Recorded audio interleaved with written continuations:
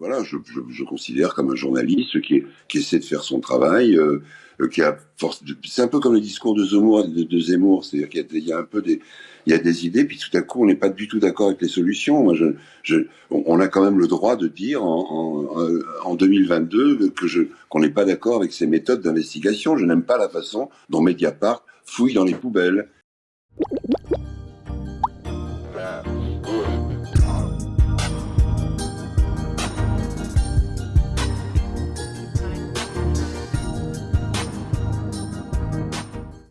Salut tout le monde. Alors comme vous l'avez vu dans l'intro, aujourd'hui on va parler de Mediapart et de Plenel, mais en fait ça va être plus large que ça, et on va parler aussi de droit à l'information, de démocratie, de liberté d'expression, etc. Mais donc je voulais arriver à tout ça par le biais d'une altercation qui a eu lieu il y a quelques mois, je crois que c'était en début d'année 2022, genre février, entre donc Edoui Plenel et Gérard Darmon. Donc je rappelle, Darmon c'est un comédien, et Plenel, c'est le directeur de la publication et cofondateur du média en ligne Mediapart. Et c'est justement là-dessus que Darmon visiblement avait des griefs, notamment au niveau des méthodes d'investigation employées par Plenel et ses équipes. Et on se dit qu'en fait, moi je me dis, bon, c'est un homme qui, une espèce de père fouettard comme ça de la politique, ou même, j'allais dire, des rapports humains. Alors vous savez tout, hein. Vous savez tout et rien d'autre, je trouve.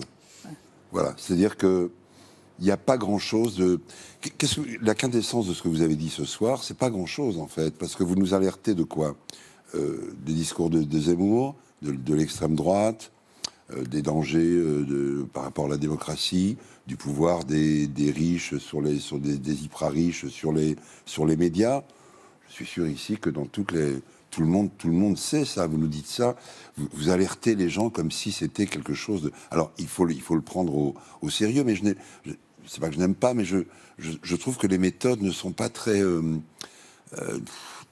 efficaces. Il y a quelque chose d'un peu tartuffe. Mais moi non plus, je vous juge pas, je vous dis simplement... À peine. Je ne vais pas être emprisonné. Vous vous trompez. Rassurez-moi. Mais est-ce que je suis juge? Est-ce que je suis policier? Voilà, c'est ce que je vous reproche de temps en temps. Alors par transparence, je tiens à dire que je suis, on va dire, un lecteur occasionnel de Mediapart. Et pour être plus précis, je dirais que je suis pas toujours d'accord avec leurs articles d'opinion. Perso, je suis plutôt un lecteur du Monde Diplo et de Marianne. En revanche, le pôle enquête de Mediapart, j'ai un immense respect pour eux. Le travail de quelqu'un comme Fabrice Arfi, par exemple, me paraît essentiel, pas forcément parce que je partage toutes ses convictions, mais plutôt, et c'est le sujet de l'épisode, parce que je considère que au sein du pôle enquête, ils font un travail qui est vital dans un système qui se veut démocratique. Et là, il y a un malentendu, je pense, avec beaucoup de gens. Quand j'entends les critiques qui sont faites à l'encontre de Mediapart, j'ai la sensation qu'il y a des gens qui aimeraient que le média soit pas du tout orienté, qui tapent aussi bien à droite qu'à l'extrême gauche. Mais c'est pas leur boulot à eux. Et c'est complètement déraisonnable d'attendre ça. Tous les médias sont orientés. Et c'est justement de cette pluralité d'opinion que naît le débat démocratique. J'ajoute d'ailleurs sur le deuxième reproche qu'on fait à Mediapart, ce que dit Darmon là en utilisant le champ lexical des poubelles, à savoir qu'ils sont des fouilles-merdes. Évidemment que Mediapart sont des fouilles-merdes.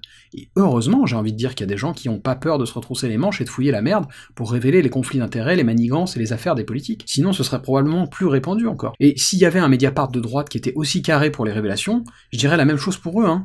Faut bien comprendre que là, ce que je dis, c'est pas partisan. Je suis de gauche, mais je soutiens pas Mediapart parce que c'est un média de gauche. Je soutiens Mediapart parce qu'il représente une forme d'incitation pour la classe politique à réfléchir à 2 fois avant de faire des choses répréhensibles. Je trouve ça vraiment bien que dans la tête du prochain Benalla, avant d'aller casser du manifestant, se joue la petite musique du « et si Mediapart relaie ça ?» Vous me direz, Benalla, c'est peut-être pas le bon exemple, parce que c'est visiblement pas trop le genre à réfléchir avant d'agir. C'est pas le couteau le plus affûté du tiroir, le Alexandre, hein? Mediapart révèle des extraits de la conversation entre les deux hommes. On ignore comment elle a été enregistrée. Alexandre Benalla y assure être soutenu par le chef de l'État. Alors attends, un truc de dingue. Le patron hier soir, il m'envoie un message. Il me dit tu vas les bouffer. T'es plus fort qu'eux, c'est pour ça que je t'avais auprès de moi. Donc le patron nous soutient?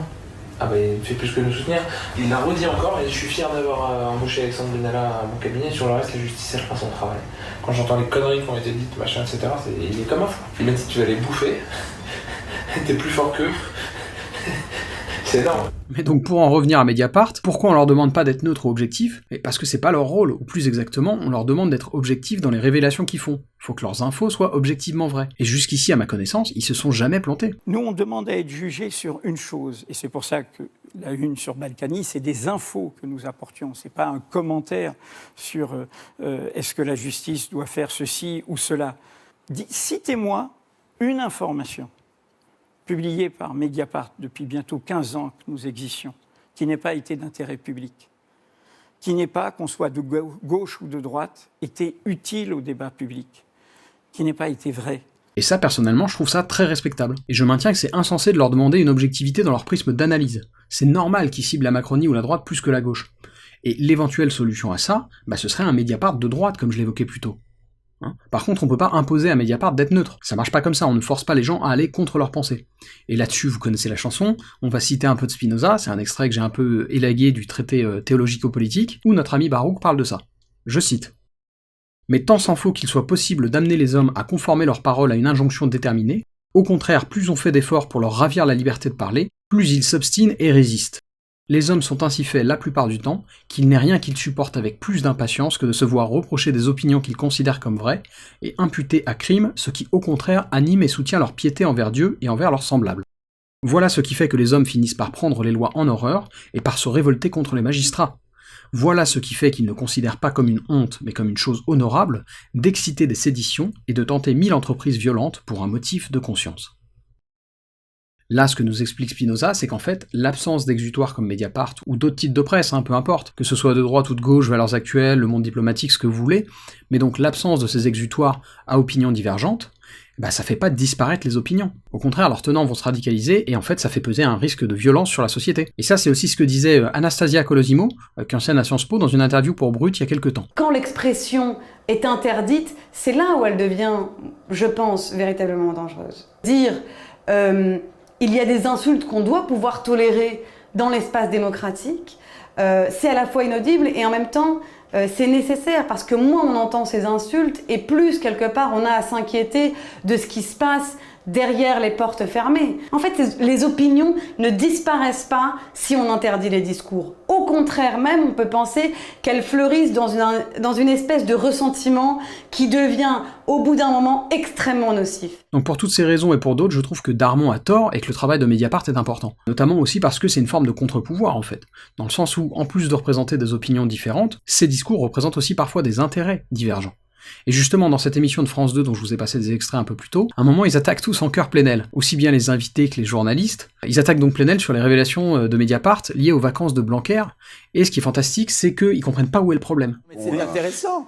On n'a pas le droit d'aller en vacances où on veut. Vous ne pouvez pas me convaincre du mal fondé du discours de Blanquer parce qu'il l'a fait à partir d'Ibiza. Je n'aime pas cette façon de procéder. Non, c'est la mise. Nous avons montré l'imposture d'une mise en scène communicante. Une interview. Et je peux terminer une phrase. Vous voyez, l'expression du préjugé, c'est que vous savez déjà ce que vous en pensez. Non, les journalistes parisiens ont dit qu'ils ne savaient pas que M. Blanquer était... C'est bien la mise en scène côté Blanquer. Ah oui, d'un côté, mais pas de l'autre. Bien sûr, c'est important de le dire. Côté Blanquer, je fais une interview comme si j'étais au bureau, au boulot, alors qu'il y a tous les enseignants, tous les profs, tous les directeurs d'école, proviseurs se demandent comment ça va se passer, comment on va gérer et tout. Et je ne suis pas là. Je ne suis pas là, je ne suis pas au taf, je ne suis pas au boulot, je suis désolé, je rentre à peine la veille de la rentrée scolaire. Alors sachez que j'essaye toujours de rester poli quand je m'exprime publiquement, mais que parfois c'est quand même dur. Et la sortie de Bec BD, là, je vous avoue que c'est pas évident de rester courtois. Parce qu'il y a vraiment un côté mépris de classe, je trouve. Mais donc là où je voulais en venir, c'est que, sans s'en rendre compte, Ruquier, Salamé et leurs invités légitiment le travail de Mediapart, en tant qu'outil de représentation d'une forme de pluralisme politique. Parce que si eux, ils voient pas le problème des vacances de Blanquer, je sais de sources sûres que ce sentiment n'est pas partagé au sein de la population, hein ? On se comprend. Et du coup, ça brise un petit peu l'entre-soi qui règne sur un plateau comme celui-là. Alors c'est léger, hein, mais c'est mieux que rien. Et donc tout ça, in fine, ça nous emmène assez loin, parce que si je pense beaucoup seront d'accord avec moi pour dire que la liberté de la presse est importante pour la démocratie, il y en a évidemment certains qui remettent en question le modèle même de la démocratie. Je sais par exemple qu'il y a une mode dans certains cercles de gauche, je pense par exemple à Antoine Goya, de finalement remettre en question le suffrage universel. On en avait parlé il y a quelques mois dans une vidéo qui s'appelait « Un peu de nuance, mon canaillou », je vous redirige vers celle-ci si vous voulez comprendre mon désaccord avec Antoine là-dessus. Mais donc pour relier ce sujet-là sur la démocratie, le suffrage universel, à celui d'aujourd'hui sur la liberté de penser et la nécessité d'une forme de pluralisme d'opinion au sein de la société, je vais me permettre de conclure cet épisode en citant de nouveau notre ami Baruch. C'est encore une fois un extrait du traité théologico-politique, je cite « Veut-on obtenir des citoyens non une obéissance forcée mais une fidélité sincère ? Veut-on que le souverain conserve l'autorité d'une main ferme et ne soit pas obligé de fléchir sous les efforts des séditieux ? Il faut de toute nécessité permettre la liberté de la pensée et gouverner les hommes de telle façon que, tout en étant ouvertement divisés de sentiments, ils vivent cependant dans une concorde parfaite. Moins donc on accorde aux hommes la liberté de la pensée, plus on s'écarte de l'état qui leur est le plus naturel, et plus, par conséquent, le gouvernement devient violent. Spinoza.